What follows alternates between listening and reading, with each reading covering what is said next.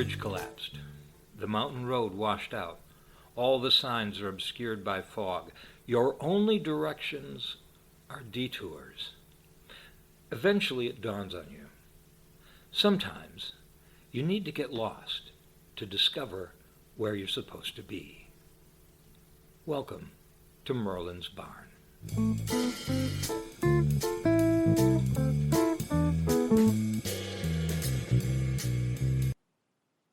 Hello and welcome to Merlin's Barn, broadcasting to you once again from above Fort Blanket, south of the Yukon, because Fort Blanket's too cold.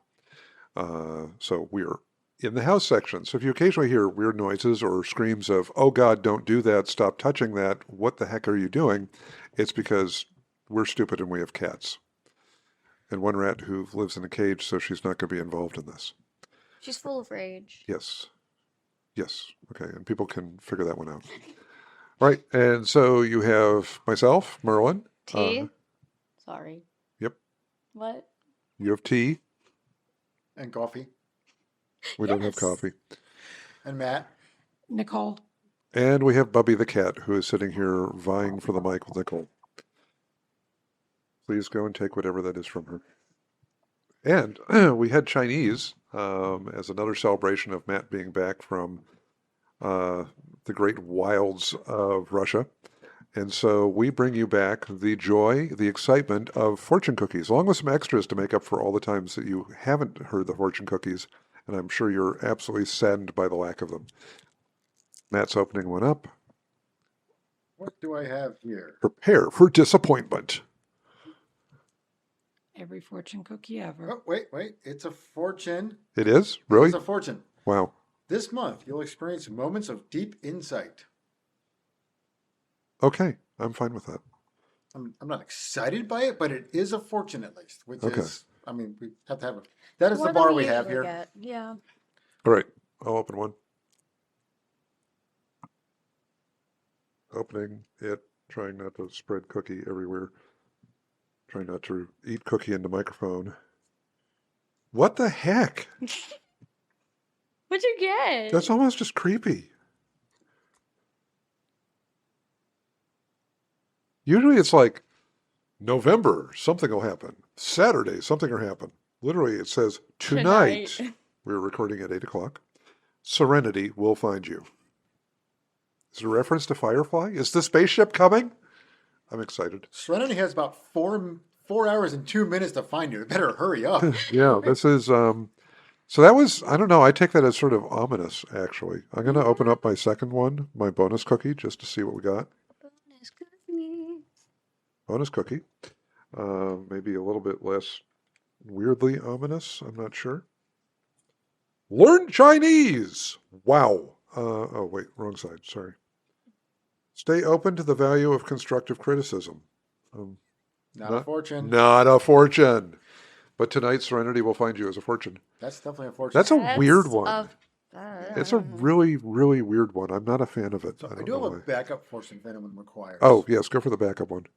Or did anyone else like to? Nicole, did you have a fortune? Yes.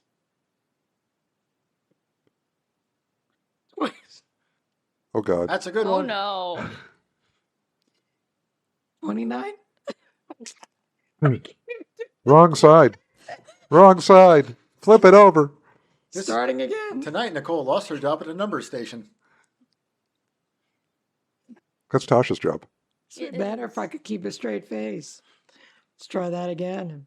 29, 11, 9, 10. Okay, so that's Nicole's fortune. Mine also had 9. 9's my favorite number. 51, 21. I also had 21. Tasha just has the ability to do it in that weird sort of, like, that's... I just lost it. So, 35. What's the fortune on was yours? it the better side of your fortune? Yes. Oh, God. News of a long-awaited event will arrive soon. What the heck? Vaguely. I think they just sit there. News. That's a fortune, I guess. I think they just sit there and smoke crack at the factory. Yes. Tasha, what you got? Well, I forgot I wasn't supposed to open the cookie yet, so I It already. now means nothing, but read it anyways. No, so I already ate part of the cookie because I have a rule about eating at least some of the cookie before reading my fortune. It's a rule. Okay. You've eaten part of it, I so did. we're excited for you. Remember to celebrate small victories. Again, not a fortune. I feel like I've heard that one before. Yeah. I think that's a I've repeat. got worse news. The backup fortune cookie had no fortune. What? Oh shit. That concerns me a lot.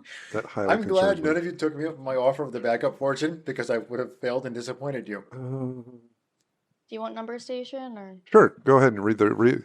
These are your lucky numbers, or their coordinates coming from a number station. 35, 14, 9, 40, 21, 1. Ding. Now we need to insert some badly recorded vintage music in there. That's why we need to make that microphone that sounds like But that's sometimes they had tinny. music, but they also had like the ding to end transmission. We were definitely doing a numbers station podcast episode. We will definitely do that. All right. So we're back on the Alaska Highway again this week. And for those who asked, are you ever going to get on the Alaska Highway? Hopefully you listened to the last episode. Episode, what was that, 3? 3, yes. Now that we've established that I'm not in a panic and I hadn't aired episode 4 yet. So episode 4 took us up to Fort Nelson, which is, I forget what mile that is. And we started down Dawson Creek. So that got us on the first section of the Alaska Highway. We're going to go from Fort Nelson to Watson Lake this time. And this is day 2 of the trip. And I've spent a couple hours just reviewing notes and such like that to be able to do this. So day 2, we woke up at Fort Nelson, and we did not realize that there was a Tim Hortons on the other end of town. And if you don't know what a Tim Hortons is, go look it up. It is the wonder, the joy. Yes? I'm so sorry you didn't know about the Tim Hortons. We didn't know. We didn't know it was there. I'm so sorry. I was very sad. Yeah. So we found this, we found a convenience store that was decidedly inconvenient because it had no coffee What the heck? and some really crappy breakfast sandwiches. I guess they weren't trying because there was a Tim Hortons, and why bother? But we didn't know that until the return trip down the Alaska Highway when we happened to notice the Tim Hortons. We're like, oh, we're idiots. All right. So enough of the morning of the Tim Hortons. That morning we hit the, sorry, lost my train of thought. We hit the inconvenience store. We picked up a book called Trail of 42 because I don't know if I've given much background on the Alaska Highway, but we were doing this trip on the 75th anniversary of the Alaska Highway, so 2017, and a little bit of extra, just a quickie little bit on the Alaska Highway. It was built in 8 months in 1942, over 1,400 miles. Basically, it was a project they started after Pearl Harbor because they realized they needed an ability to transport up the coast, get transportation and goods up to Alaska without using the coast. And it was a combined effort of the U.S. Army and the Canadian military, although I believe the majority of it was built by the U.S. Army. Another neat note was the U.S. Army was forced to yeet some of their segregation rules. Nice. A note for that era, I mean, the U.S. Army was still segregated, whereas all of the other countries in the world were staring at the U.S. Army going, what the heck is wrong with you? Canadian military, not segregated. English military, not segregated. So the U.S. Army was trying to push this through so fast, they finally had to break down the rules that, oh yes, a black regiment can work next to a white regiment. Wow, horror of horrors. People could just get along and do things. Just realized, like, the diversity of one Campera literally looks like a DEI. Yeah, and if you don't know what One Campera is, we reenact a group called 1st Canadian Parachute Battalion, and they were an example of how integrated Canadian forces were because we had Black, Chinese, Indigenous. First Nations, yeah, so we had everybody. So this whole highway of over 1,400 miles was built in about 8 months, and now if you got to begin to think logistics a little bit here. They planned it out through complete wilderness. A huge amount of this was absolute swamp. So they had to build these corduroy roads to get over the mud and everything. And ever since it was originally opened in November of 42, the route has been changing, and some of that's going to come into play with our trip today. Uh, that morning we gathered at the Triple G, which was the campground that we all stayed at, which was cool because the main buildings were made out of giant Quonset huts left over from World War II.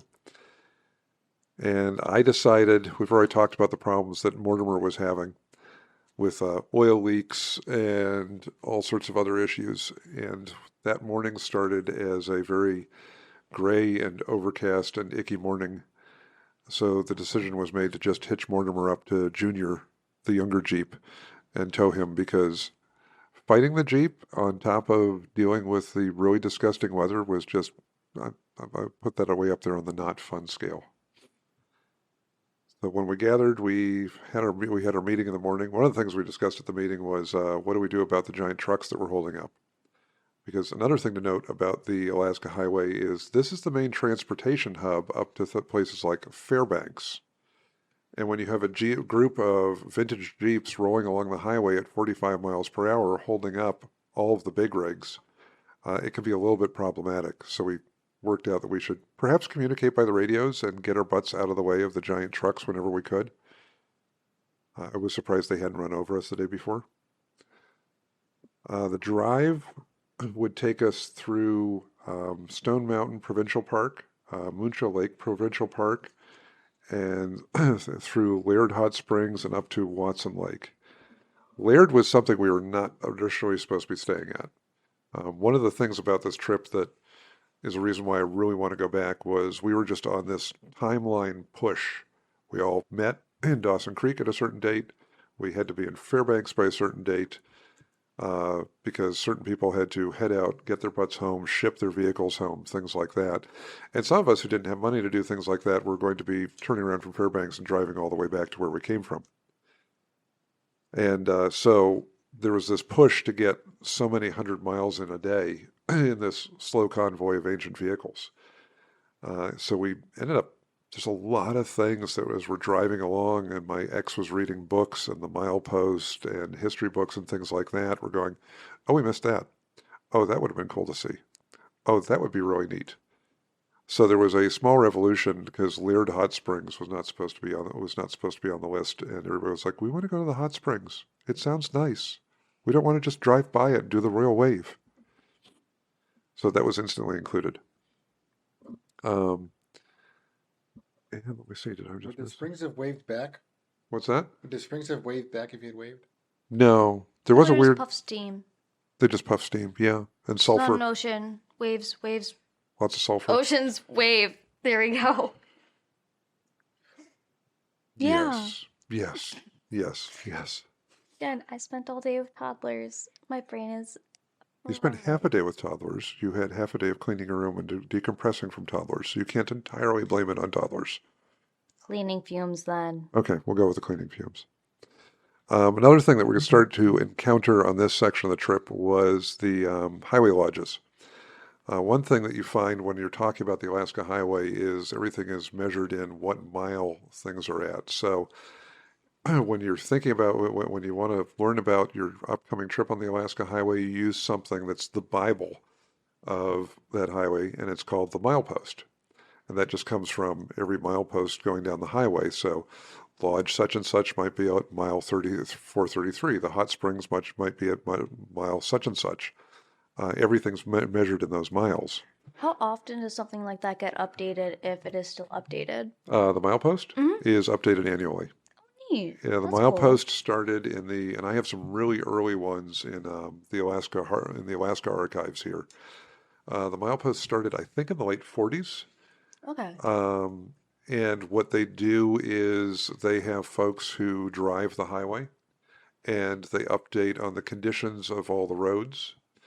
They also update on what lodges there are at what mile, what services are at those lodges as of that update.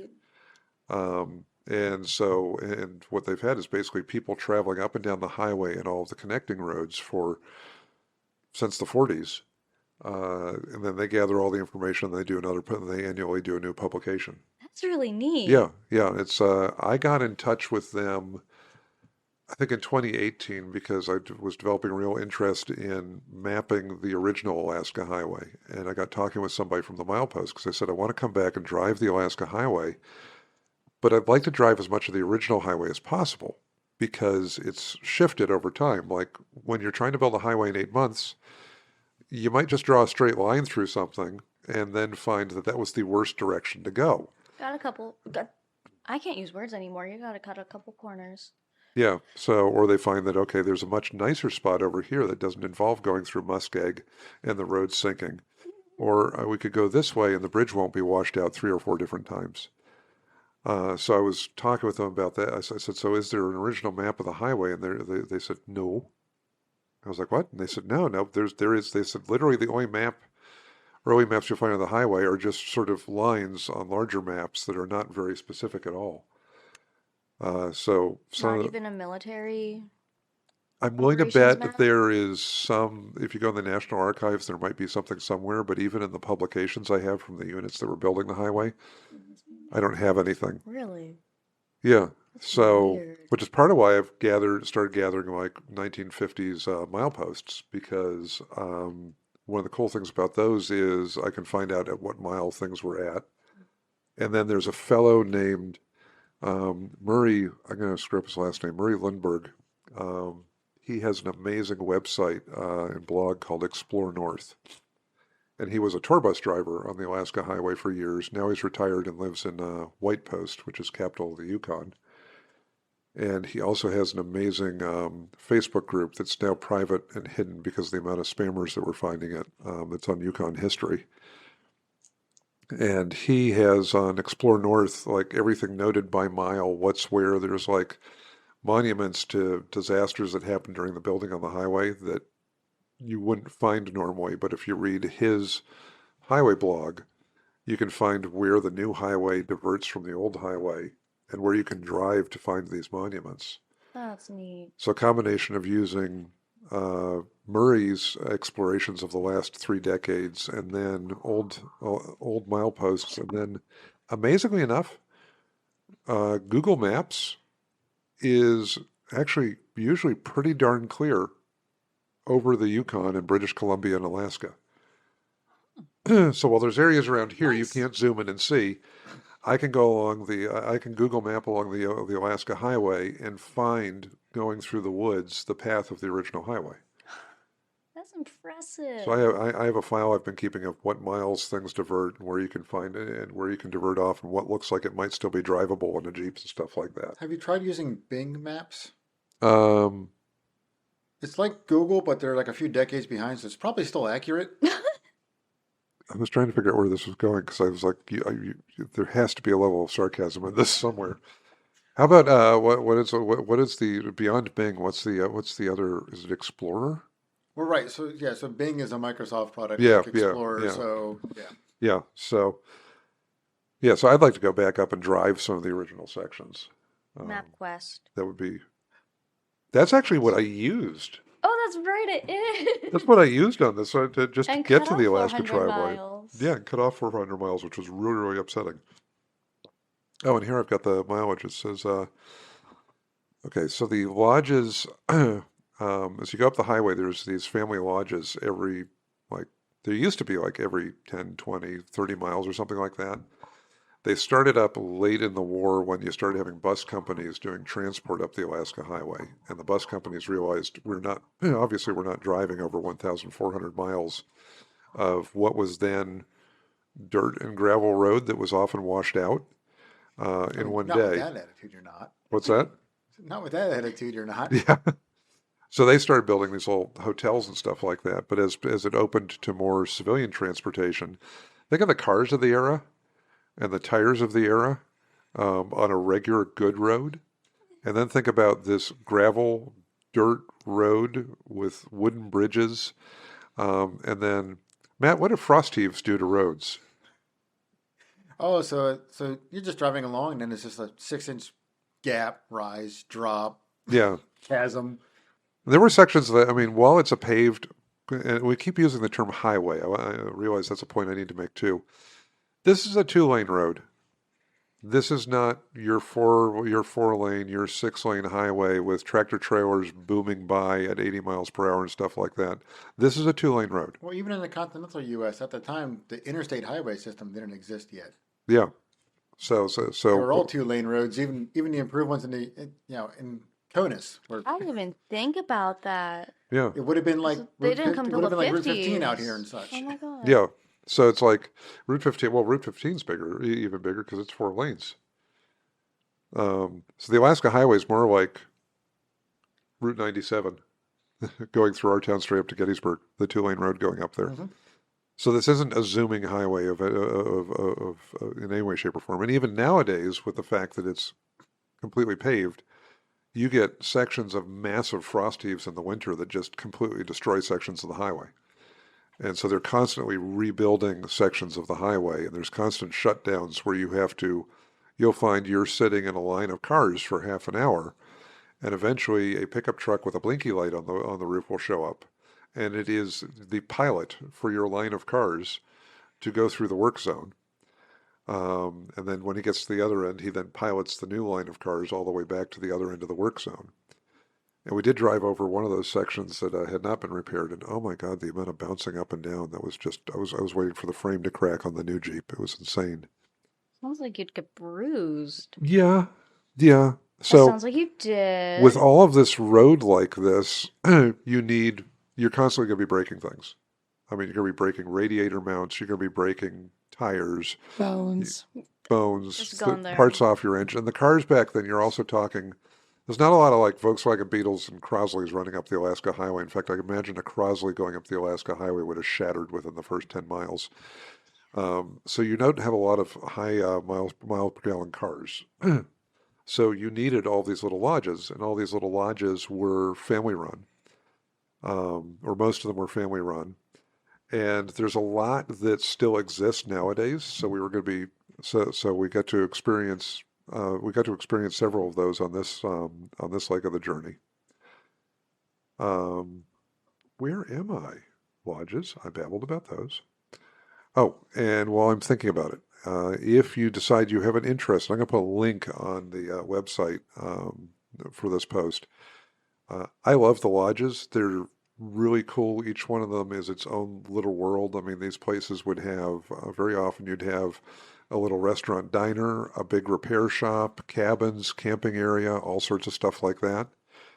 So they're really neat little places. And I have 2 copies of this book. It's called Beyond Mile Zero, and it's by Lily Contard and Mark Kelly, and it is a sort of photo essay on the lodges of the Alaska Highway, where they go through and interview a lot of people who are still running them, people who used to work at them, photograph ones that are still around, and the remains of ones that aren't. It's a really, really neat read and gives you a lot of sort of a feel of the world of the Alaska Highway. It looks like you had a question. And you're actually on the side where I can see you now, so. I know. This time, surprisingly, I don't have a question. I was literally just taking pictures of Chai joining recording. Oh, okay, cool. Yes, we have a different cat. She bumped out Bubby. So on this rainy day, Cutie pie. on this rainy day, so sadly we didn't get to see a lot of the what is it? We didn't get to see a lot of the scenery because it was just rainy and murky and disgusting. But we did get to. Perfect. What's that? Sounds perfect. Friggin' Brit. Well, it was weird because when we came back, there's one section we drove through that was so misty on the way up. We just were on this winding road following a river, and when we came back, we're looking at these rocky outcroppings and mountains and things like that going, oh, this is what we drove through, and we could see So nothing that's of. That's what you missed on the way there. Okay. Yeah, in the mist. Mist, was that the pun? The mist, yes. Hi, Todd. Oh, God damn it. okay.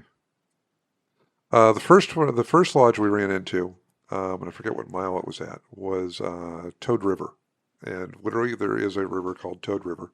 That's a 5 out of 5 name. Yeah. This is great. This Yeah. is- Yeah, well, this is just the lodges of the Alaska Highway. So you have Toad River.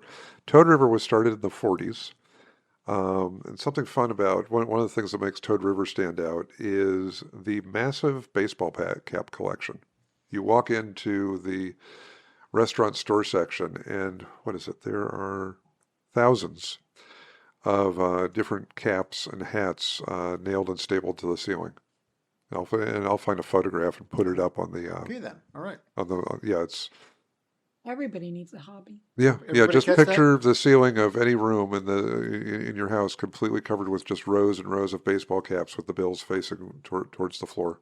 So right Just there, 23, 24 or so minutes into the episode, a lodge at a place called Toad River, and it's filled with baseball caps. yep. That we might have peaked in the episode. I'm not sure. That was a perfect estimation. It was 24 minutes when you said that. I think he's been tracking.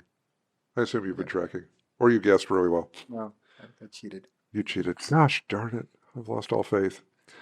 So that collection was started in 1979. If you can think of a cap, it's probably in there. And I don't know if they assume new ownership. I'm really hoping that the baseball cap collection is still up there. I don't know. I think I read something. I'll have to look it up. Let's see. Oh, it was near Toad River. We introduced all of our cast of characters last time, and we had Hugo, who had driven the trip, the Alaska Highway in 1955, and every now and then we'd be at a stop, and Hugo would just have a moment.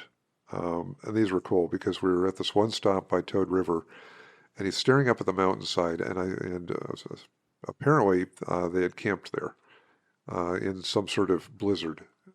So he was telling us this story as we're standing on the now paved Alaska Highway and the paved pull-off to the Alaska Highway. He's talking about 1955 and this blizzard and digging trenches in the snow from the back of their Jeep and then putting tarps over the trenches so they'd have a space to sleep for the night. Wow. And you're thinking the Alaska Highway 1955, it had not been paved at that point. So they're in blizzard conditions. This was three young men. I think their ages were like 17 to 19 in a CJ3B Jeep, a small Jeep filled with everything they owned and cooking utensils and stuff. And he'd tell these stories and you'd just be sitting there going, okay, yeah, we're sort of driving in an old Jeeps, but we're really not worthy to be in your presence because you're an actual adventurer, explorer, and we're really just faking it as far as we can tell. There's far too much pavement here. There's some of these stories, I've heard them so many times, but I'd never realized how young Hugo was Yeah. during that initial trip. Yeah, I think he was. That's- I think Hugo was 18 years old because that was the group of them going up to Niagara for the Boy Scout Jamboree. Yeah. I told you that before. You have, but Yeah, I definitely enough forgot to- from that expression. yeah. Old enough to get in trouble, but not. I think But too young to know better. I think what got them out of trouble a lot of the time was the fact that Hugo at 84 was insanely likable and just a magnetic personality. And apparently, what kept them funded through a lot of this trip was just Hugo would get talking to somebody, and people would just like Hugo, and good things would happen. And his fairy godmother. Yeah, probably his absolutely traumatized fairy godmother, just going, "Why are you people doing this?" So from Toad River, we worked our way up to Muncho Lake. One more time? Muncho, I think it's Muncho, Muncho Lake. Thank you for spelling that. I was Yes. really curious. What you Yeah, were it's saying. weird. It's about a 5. Yeah, Spotify? 2 out of 5. 2 out of 5. Yeah, Oh, it's, okay. it's not a Toad River. It's not a Toad River No, it's not at Toad all. River. No, it wasn't exciting. It is emerald green though, Okay. because there's this. 3 out of 5 then, because it's emerald green. Yeah, it's. I'm going off with the name. In fact, enough of This is a the. name rating. Okay. I haven't experienced the place. I don't get to give it a full rating. I'll find photos for you. Well, at some point we're going to go experience it. We just need money. Yes. If anybody wants to donate money so we can go back and do this again, that'd be fantastic. I literally had a vision about it at one point, and I was just like, I just want this. Yeah, so the mist cleared enough that we could see that we could see the lake as we came up to Muncho Lake. And Muncho Lake, the road along there, the highway at this point is cut into the base of the cliffs. So you have, like, if you're headed north to Alaska, you have basically edge of highway and cliff going straight up to your right, and then a lane to your left, and then it just drops straight down to the lake. By the way, there's no guardrails. This is the nicer new section, though, because the old section is now a hiking trail and is way up higher on the cliffs and is just cut way up high into the cliffs. So I guess putting it lower means you're just going to fall further. You're not going to fall as far when you go into the lake. I'm not totally sure. I guess it's less of a grade for trucks to go up and down. Yeah, that would make sense. I like the idea that the old road is not now just an access road. No, the old road's a hiking trail. Yeah. And the thing is, we'll say hiking trail, but also remember we're dealing with towns of like Fort Nelson, I think might have had 2,000 people. The average town we're going through has the average town with air quotes is going to be 400 to 800 people. So how many people are out there hiking the hiking trail? I'm not totally sure. Right there on Muncho Lake, there is let me see if I can find the name of this. Cliff sides, things falling into water, the Jeep we lost in the lake. No, that didn't happen. Merlin's just making stuff up now. Yeah, I'm just making stuff up as He I'm lost trying. his notes. He's just rambling. I was about to say, I haven't heard about that. No, yeah. He's making sure we're still paying attention. Yes. How many Jeeps did we lose at this point? None. Okay, you're all good. So we stopped at mile 462, which is partway up Muncho Lake, which is the Northern Rockies Lodge. And so a lot of these lodges are like Toad River. Your main gas station restaurant is a one-story cabin. The Northern Rockies Lodge is this just sort of massive cabin, multiple stories. It has cabins outside. I mean, it's by cabin, it's barn-sized, big barn-sized, huge barn-sized. And it's open year-round for hunting and things like that. So it's probably most of your trail hikers are probably coming out of there. And I'm taking a guess here, I'm assuming that anybody going there is generally either driving up the highway or coming in by seaplane, because there's no quick way to get to this lodge. So we stopped at mile 462, and let's see. Yeah, the interior was gorgeous. There was something I saw in my book when I was rereading it that I'd forgotten about, which was when you have something like our convoy of Jeeps with 20 plus people, the lodges aren't set up to handle that.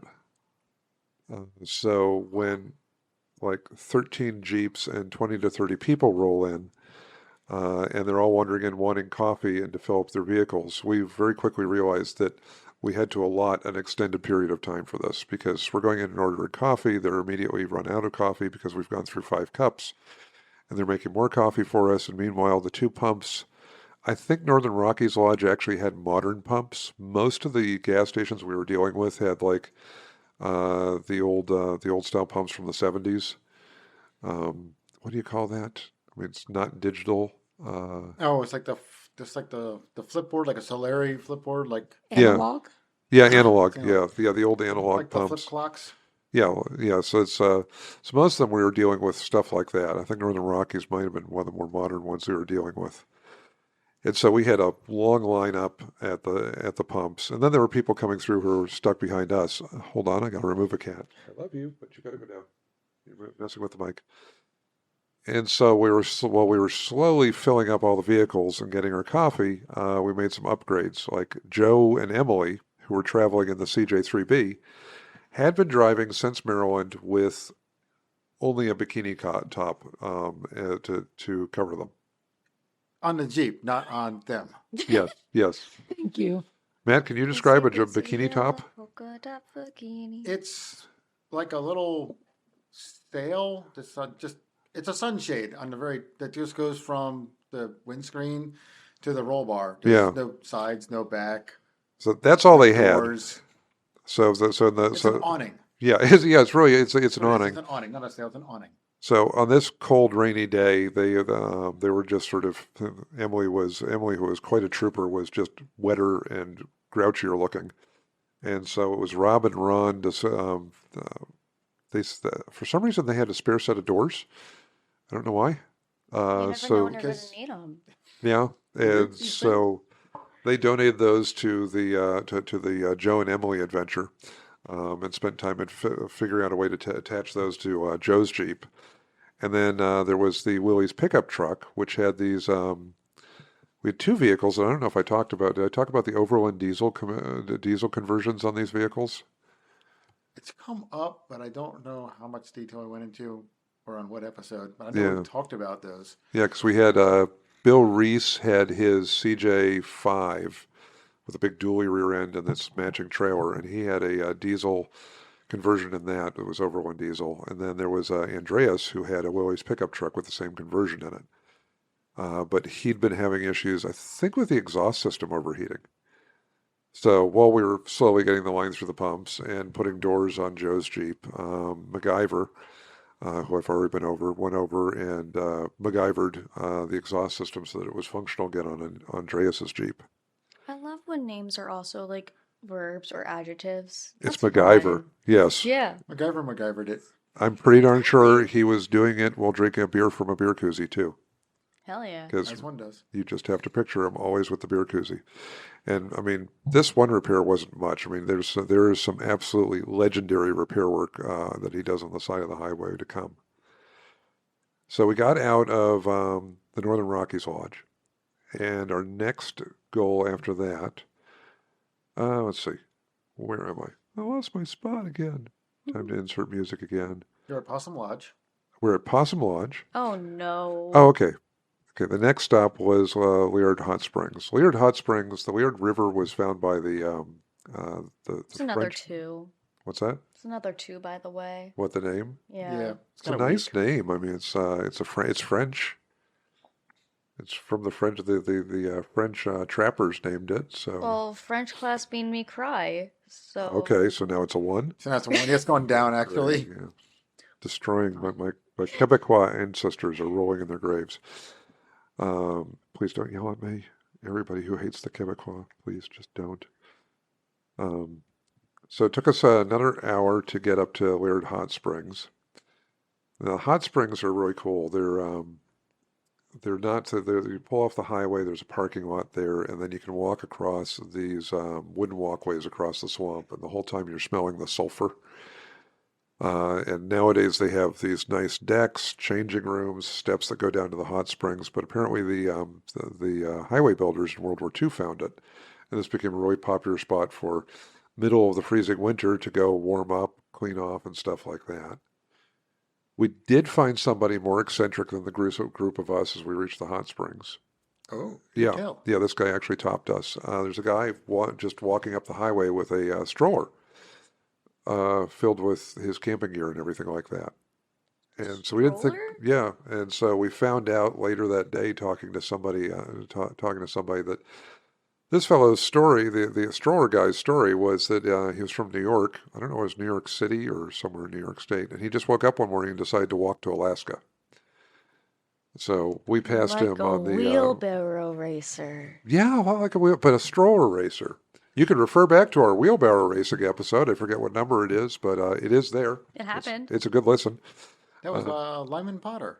Yeah, Lyman Potter. And I think we touched briefly on how, modern day ultramarathoners will use strollers to carry their gear. Yeah, I didn't even think about that. Yeah, I forgot about that. So yeah, so we had this fellow who Good was callback. what was that? Good callback. Yeah. I try. So we passed him. So we're like, okay, somebody's a little bit more eccentric than us. Spent some time at the hot springs. I don't like anything that's hot, honestly, so I dipped a toe in. Unless it's coffee. Coffee, yes, you're right. Coffee, food, those can be When hot. Merlin goes to Taco Bell, he only uses the mild sauce. This is true.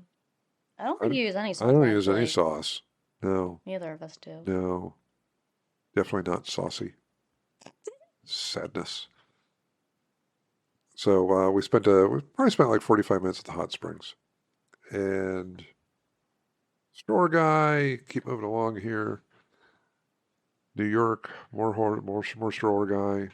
All right. And then we had some fun encounters after the hot springs because we're heading from the hot springs at that point up to our final stop of the day, Watson Lake. And a cool thing we Yeah. encountered after the what? I don't have a number rating for this one. I'm just. Really... How about Signpost Forest? I'm going off of names. Signpost Forest, if you had said that, that's like a 4 out of 5, 4.5. Okay, cool. So Watson Lake, Signpost Forest is where we're headed. Nothing pops. Toad River. No, Toad River's still, Toad River is 5 out of 5. Okay. Now, if it's a Holmes in Watson Lake, we might be getting some. Exactly. Thank you. Okay. Still want to beat Toad. No. not All right. against I'm Toad. going back to my the Nordquists.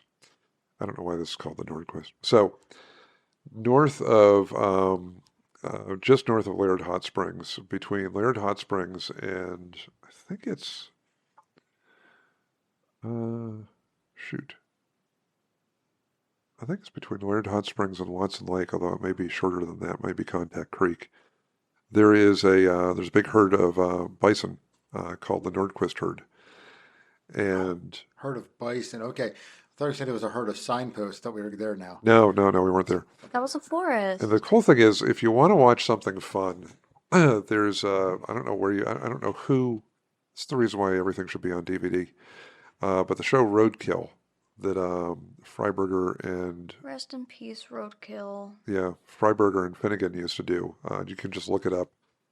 I think Peacock might have it now or something stupid. Really? Yeah. One of those channels has like rights to air it. I didn't know that. Yeah, Oh, 'cause they, that Peacock. Talking about a TV show. yeah, not an actual screaming peacock. Which they should just be shot and eaten. No, there's on its another way. peacock she's thinking of. Yeah. My brother works with a gentleman whose last name is Peacock. Oh, okay. So when my brother talks about his boss, he calls him Peacock. So when you said Peacock, I'm like, wait a minute, do we know the same Peacock? No, Is this the no. same? No. To the point that I'm not aware anyone even knows what Peacock's first name is. He's just Peacock. He doesn't have a first name. That might be Fabio. it. Just Peacock. That might be it. He was born Peacock. He's just like Fabio. He just only has one name. Born Peacock. So there was they did a great show called Roadkill. If you've seen it, you know it and you love it. If you haven't seen it, you have to dig around to find it. But they drove a Ford Ranchero in the winter up the Alaska highway so they could go ice racing in Alaska. And the first time I ever heard of this herd of bison was from their I think it was season 2, their episode where they're going up the Alaska highway and they just encounter in the snow these bison just all over the highway. So we were headed up and we found Fuzzy them. cows. What's that? The fuzzy cows. Don't touch the fluffy cows. Don't pet the fluffy cows. What if the fluffy cow approaches me? That's because it's trying to kill you. Get away from the fluffy cow. Damn it. Yeah. In our case, they basically were just hanging around the side of the highway. They had, they were like, it was neat. You could see the areas where they were sort of like wallowing in the sand. And there was this one that we all just, I don't know why we named him this, but it looked like he was sitting at a bar. He had like one leg almost up like an elbow on the edge of the highway. And I have a photo of him because he was so distinctive. And he was just watching all of us go by. So we just named him Mo. Well, I love that. That was Mo the Bison. Mo That's so Bison. beautiful. Yes. So we had Mo the Bison. And we continued from there and continuing up a little bit more. Some of the convoys suddenly pulled over. I'm whizzing along and I have no idea. Nobody said anything by radio or phone. And then we finally get a phone call as we whiz by going, come back, there's bears. So we did this treacherous U-turn with one Jeep towing the other one and went back. And a lot of our guys were just sitting in their Jeeps watching bears work their way through the berries on the hillsides along the oh, highway. neat. Yeah, that was Oh, cool. that's lovely. Yeah. So we got bear and bison at that point. I'm wrestling with the cat. And I'm here. Love the cat, but there we go. Bear, bison, Hey, cat. baby. Oh my. Yeah, bears and bisons and cats, all my. So we had so at that point we had we'd ticked off we'd seen bison, we'd seen bear. I don't think we'd seen any beaver at that point. We really needed to see a moose. We had not seen any moose. We'd seen a lot of signs about moose and moose doing things to things, but we hadn't seen any actual moose. Oh, like the trees, the bark ripped off the trees, like 80 feet up in the air. No, I'm talking about like road signs warning about moose. Oh, those kind of signs. Yeah. Moose crossing. The moose will kill you. Don't go near the moose. Don't honk at the moose. Not like moose poop and stuff kind of signs. Yeah. No. We're talking like blatant signs. Somewhere there was a really weird sign with a weird piece of machinery on it. And we could never figure out what the heck it was supposed to mean. We just figured it was ominous and we should watch for it. So after we saw the bear and the bison and everything, we ended up, I think it was the last lodge we stopped at before Watson Lake. It was called Contact Creek. And Contact Creek is really cool because if there had been if there had been a golden spike, not iron, if there had been a golden spike for the Alaska Highway, it would have been right there because that's where the road crews coming south met the road crews going north, I think in September of 1942. So the highway was finished in October, and I think it was officially opened in November. And I think that mile point, I think I had the mile point right here. Yeah, mile 588. And that officially connected up the two. And the Contact Creek Lodge, that's a neat little one. It's a definitive step back in time. It's a cabin with a diner inside, very low ceilings. I mean, the actual countertop. I was showing Tasha a picture earlier of a guy sitting at the countertop, and his legs are sort of splayed out because the countertop is that you're supposed to sit at to eat is very so low because of the ceilings. That the bar stools are ridiculously low.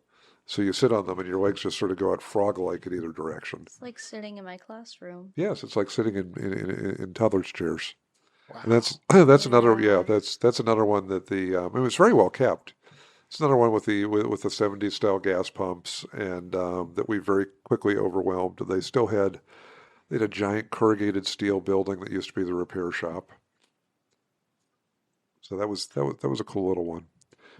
And from there, we made sort of a hop, skip, and a jump within, I think, an hour or so up to Watson Lake, which was good, which was our destination for the night. And the hotel crew got to stay in a neat place because it was called the Air Force Lodge. Watson Lake had an airport there, had repair shops for the Alaska Highway. So the Air Force Lodge was one of the original barracks for the pilots in World War II. And I don't know where it was originally, but the fellow who owned it at this point had moved it and restored it, and basically had moved it right up by the Alaska Highway. So we had one crew there, and then the camping crew went on to stay at a provincial government campground. And this was I don't think we'd had a reservation at a campground on the entire trip, which gets a little bit hair-raising after a certain point because you're literally just driving and hoping you can find a place to sleep. And hoping there's space at the campground you're going to. Like when we reached Glacier National Park, there was space at nothing, except for the one that was barely open. So we drove through Watson Lake. Drove by the Signpost Forest, which I'll explain more. Found our campground. Meanwhile, Joe and Emily were out exploring, trying to find like supplies for dinner and beer, lots and lots of beer. That's what needs. And then when they were trying to find us, they were driving back and forth trying to find our description of how to find this campground. And the text we finally got from Emily was, "Is it the long dirt road with no signs that looks like someone will come out of the woods and kill us?" And Yes. yes was essentially was the absolute answer because we finally just took a guess on this dirt road. We're like going off the highway, and we're like, well, that looks bigger than all the other driveways. And we drove down a ways and eventually found the campground. And the campgrounds are really nicely kept. You've got these camp loops. Basically, if there's a spot open, you move into it. There's a little post at the end with a little box that you leave your money in. They're also part of the continual lowering of your standards as you're camping. Because Sometimes a dirt floor is just enough. Well, we had a tent with an actual floor in it, so that wasn't their fault. The complete lack of showers for absolute ever was a little bit perturbing, That's a little grody.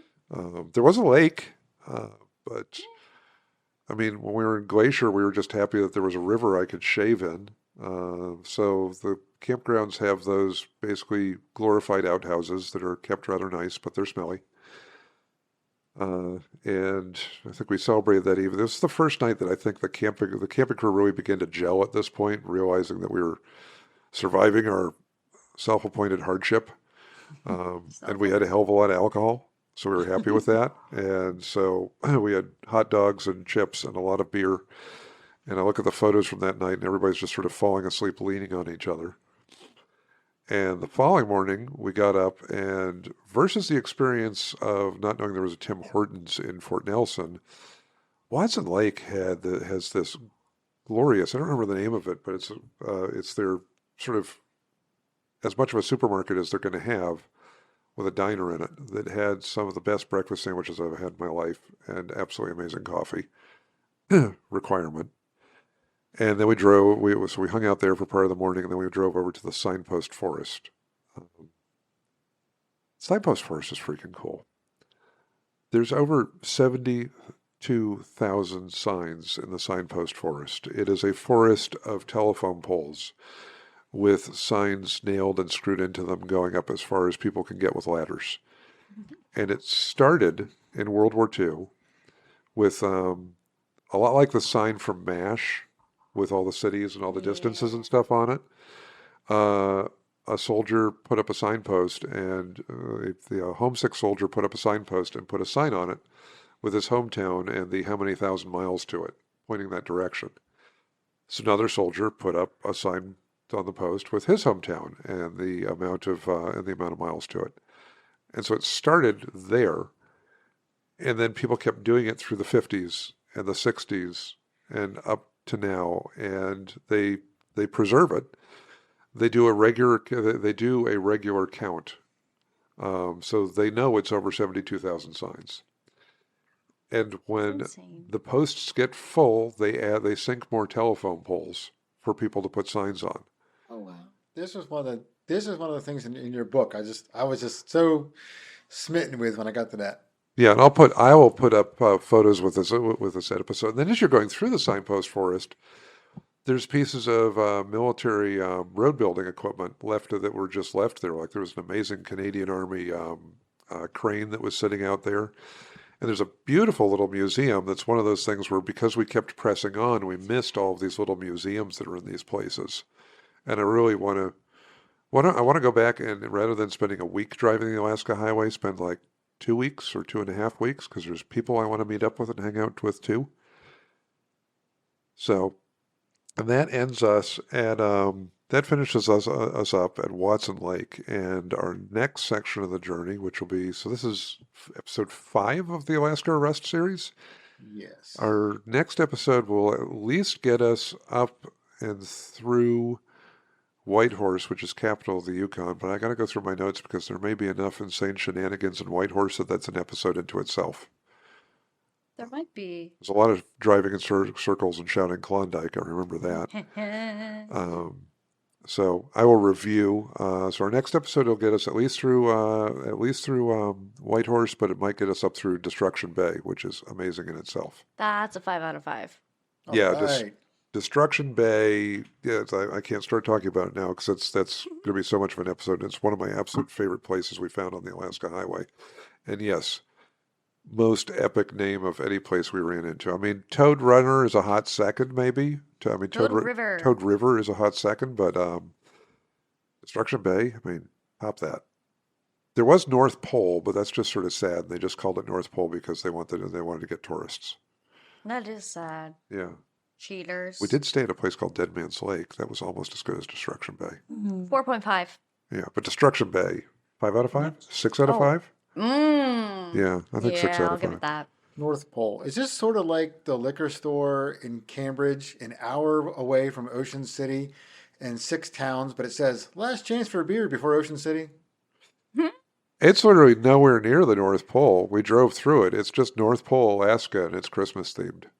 Oh, okay. Oh, they're doing that. Okay, right. Yeah, that's literally Santa and 8 tiny reindeer. The post office is very busy come November, December. Yeah, that's absolutely it. So it's tourism dollars. There's not a lot there. Having said that, somebody from North Pole is going to drive all the way down here and kill me now. In a Santa suit, probably. What you're saying? I love you. Knowing ya. Yeah. What you're saying is that a solid percentage of the town must actually listen to the podcast then. You never know. We might have one listener in Alaska. There's 2 people in the town. That's what I mean. It's become a solid percentage of that town. I gotta go look it up and Mr. be and like, Mrs. Claus. what was that? There was an episode of Ghost Story Guys where Brendan was talking about some town and then realized he was completely wrong, and it was like a several thousand population versus a few hundred. I'll probably be wrong about North Pole and start getting nasty grams. Familiar. Okay. Or is this related, or are you just TikToking? I'm not TikToking. I'm actually looking at. I'm sending work stuff. It's not North Pole, No, and I didn't. but you were talking about it. No. Yes, You were using I words. was relating to the ghost story guys thing Oh, okay. and like racking my brain for a second. 2,505. Oh, okay. So it's bigger than I thought. It's Not but by a lot. no. I mean, our town here is 4,000. Mr. and Mrs. Claus were very busy. What I like is TikTok. what. Okay, so for people who appreciate zip codes, the zip code system, it starts in Maine with like the lowest numbers, Yeah. and Mid Atlantic region we're like 2 1s, 2 3, that sort of. North Pole, Alaska, 99705. Oh, wow. That's a good number combo. I like how that flows. Like we're running out of zip codes to use when you get to North Wow. Pole, Alaska. Well, I don't think it's ridiculously far from free. No, it's not far from Fairbanks, but I got to stop there because I'll just give away a whole other story that I'll be telling Till next time. an episode or two down the road. Google's so wonderful. People also ask, is North Pole, Alaska worth visiting? What's the answer? What? I'm not even looking. Don't press it. Don't press it. Do not entertain the AI. What is North Pole, Alaska known for? Fight the AI. Ignore the AI. Is North Pole, Alaska where Santa lives? I hate the Google AI. I hate the Yes, Facebook. yes, and yes. I hate the Facebook AI too. The ones that just come up with all these stupid questions where you're just looking at going, morons ask that. You're a moron. AI is a moron. None of these questions are actually related. It's really disjointed. Yeah. It's really fun when people respond with moron answers to the AI moron Oh, questions. good lord. Oh, jeez. Because Google keeps trying to push Gemini, I think they have. Yeah. Yep. Well, Like, anytime I try to search something, and so I end up like accidentally clicking it because I put it right where I'm top, going yep. to Yeah. click. And I'm like, no, I don't want to touch that. I've been teaching my students, as I've been teaching my students research skills, one of the big things I've been teaching them is, okay, the first thing that comes up if you're using Google is the AI. Skip the AI, skip the summaries, and get down to the actual websites if you're using Google. Don't bother with the AI. Go find some actual information because the AI is taking a guess at summarizing. So this is an Alaska or Rust episode, so we won't get into where... at another time, I will tell you where AI tried to kill me. Okay, Can I make one but more? I'm really curious now. I had one more AI comment. Yes. With the rise of AI, I'm becoming more and more appreciative of how analog my school runs.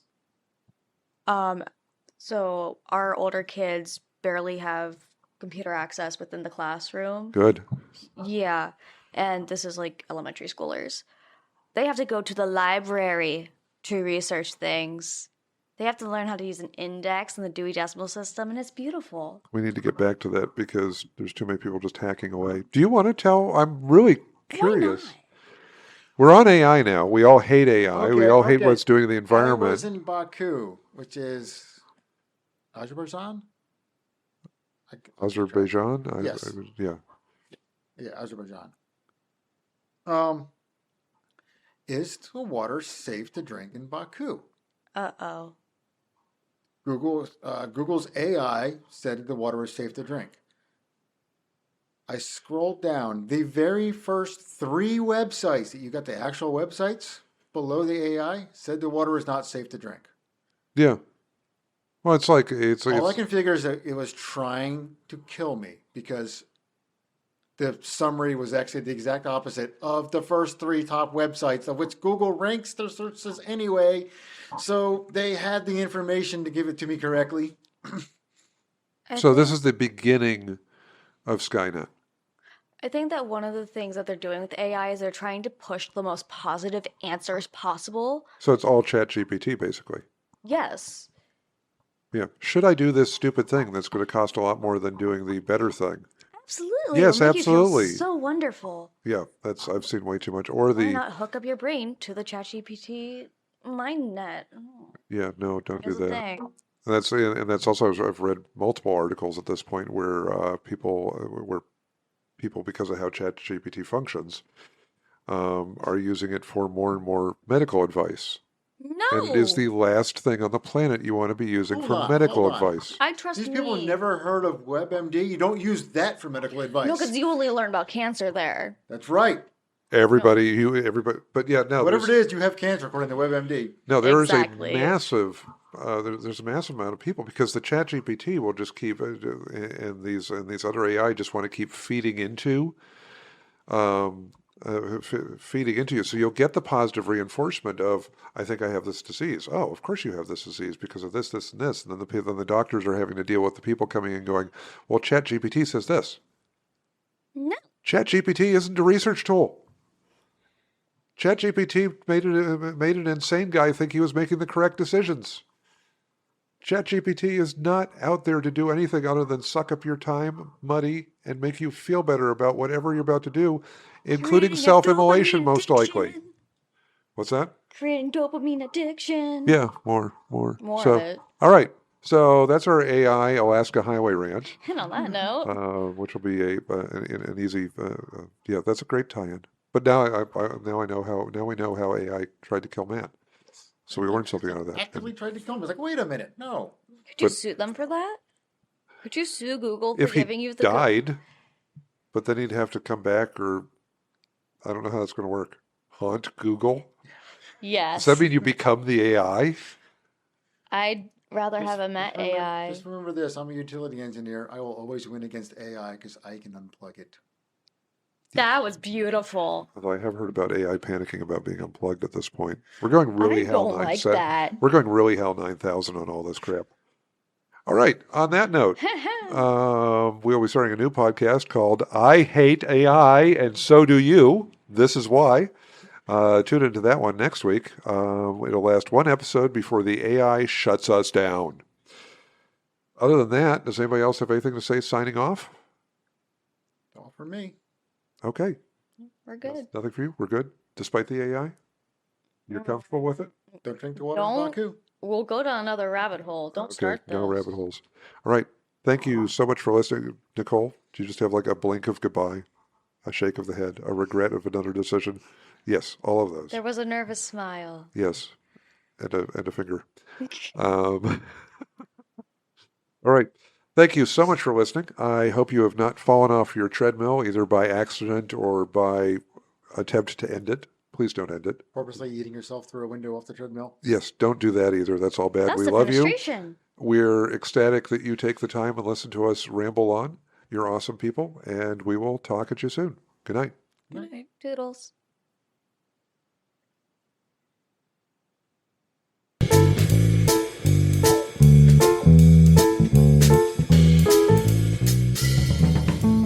Ready? It's on. So- Testing, 1, 2, 3. Testing, 1, 2, 3. Warm? Are we warm? Vaguely. Even though I turned the Speaking stove of on. warm, a brief thing about plumbing nerditry. We can get more into plumbing nerditry later, but just if two people are having a conversation about a district heating system and one mentions that they use 235-degree water, what does that tell you? Owie. Steam. Water, not steam. It's water? When does it become steam? When it boils, right? When it's not under pressure anymore. Oh, that's the thing when it's under pressure. Okay. I So, didn't think about that. superheated water. I was like, oh, scary. And So I this was is when the other people in right. the car quit talking to us because they realized they were sitting with plumbing nerds. Who stopped talking to you? The other people in the car. Oh, no.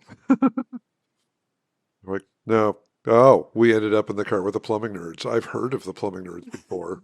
I've heard tell of plumbing nerds. I didn't know they were actually real. I thought it was just something our parents used to scare us about picking better friends. So, yeah, we can get more into plumbing Nicole's nerds in like another sitting there episode. blinking, contemplating life decisions. I'm still stuck on Octocopy. Octocopy? Octocopy. Octocopy. So, what kind of animal is on a copy? Octocopy. It's not like a rodent, right? It's No. It's weird. Let me see if I can find. It's a giant hamster. No, it's no, because exactly then that would be a not rodent if that. it's a giant hamster. That's I a believe- capybara. Right. I believe the Okapi's in the same family as the giraffe. Okay. So an, believe they're- octo, Giraffe is so, the so, closest- so an octocopy is a helicopter-born giraffe. Okay, got it. I think it's Speaking of think you're helicopter borne, making I looked up things that. up. Remember that the helostat that Scott was talking about in the Mahalchik episode? Yes. Have you seen the video of that horror? No, I have not. During that when we recorded the episode, I briefly looked on Wikipedia and said, "Oh, that's what it looks like," and I didn't doing pursue it this, further. It flew once, and then the second time it flew, the shaking of all the vibration of all the helicopters caused it to disassemble itself. One of the helicopter's blades cut into the helium-filled blimp body and deflated that, and then the whole thing just fell into pieces, killing the one pilot, and I'm Wow. sure injuring all of the engineers on the other ones. It was a bad idea. I can't imagine the chaos it must have been. Yeah, I've seen several pieces of footage at this point. One of them, the one that terrifies me the most, is the wreckage on the ground and the rotors and the rotor centers still spinning on several of the helicopters as flames are shooting out of them. And I'm like, shrapnel everywhere. I would not be standing there filming this. I would be running really fast and probably be beheaded. I have some Okapi. taxonomy. Doop, doop, doop, doop, doop, doop, doop. Taxonomy? Is that the word I want? Taxonomy? I think so. Are you taxing things? Somebody just say yes. We'll move the Yes. conversation along. Okay. So, firstly, the Sacramento Zoo apparently recently had a little Okapi born. Very happy about this. This is good Baby stuff. Octocopi. Shut up. So, There's 8 of them. So okapis, while being the closest living relative of a giraffe, are classified under artiodactyls, which is a branch of ungulates. They're pterodactyls. Yeah, that's what I got out of that. Free! Octocopi pterodactyls. Anything that ends in actyl has to be a dinosaur, right? Can they be velociraptors too? No, they're too peaceful. Velocicopi. Velociraptor. That would be funny. That'll be the sequel to Velocipaster. But overall, is the only species in the genus Okapia. They're very So- lonely. Oh my god, they are. It's Like- just dumping It's her seven because of their friends. striped legs. Nobody likes them. God, that's what makes her beautiful. All the other animals are like, no. Bitch. Part of you is striped and part of you is not. The zebras are factory- confused. The factory going the wrong way. It's Factory- the wrong way. They don't even live in the same area as zebras or giraffes. Yes, Yes, but- they, Except at the zoo, didn't they do? Yep. well, you gotta group them together somehow. See? And so you put cousins and I don't know. Should we just play keep them separated? I mean, so it's an immigrant situation. It's the melting pot thing at the zoo. Yes, I see. yes, it is. That is the zoo. I want a Velocicopi. Velocicopi? Can I offer you a unicopy? No, I want my Competing cultures Octocopi. and all, just the thing. 8 heads with striped legs. Octocopi. don't like this. I don't like that. It knows where you are at all times because it's always looking. Based on the expression on Bubby's face, the cat doesn't like it either. Who needs a Bobby, ring cam when you can have an Octocopi on your porch? The new replacement, it's going to be my new company. To replace ring cam stalking you, we'll have Octocopi. All of your little porch cameras will be like hand cranked, not tied into anything, essentially not useful for anything. Just gotta generate it for that.